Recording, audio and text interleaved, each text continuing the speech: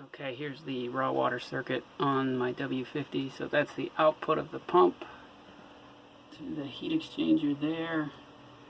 This one is coolant out.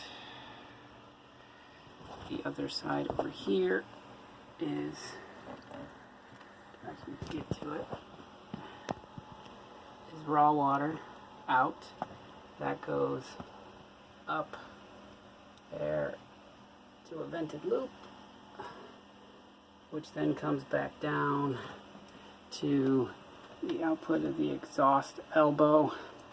The oil cooler is plumbed into this antifreeze line coming out of the heat exchanger, which then goes over to the input of the oil cooler, and then the output of the oil cooler over there comes down, and then that goes to the water heater back here, and then returns up to the engine block right there. So that's all, how that's all set up. Now what I'm thinking is to plumb the raw water back to the oil cooler.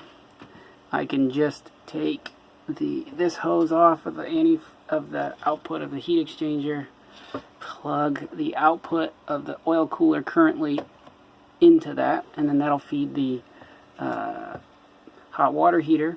I can then take that hose, cut it, and then go from the output of the heat exchanger over here to the input of the raw water heater here. It looks like that is backwards, so that might need to be a slightly longer hose. And then the output of that heat exchanger there would then go to the input of this vented loop.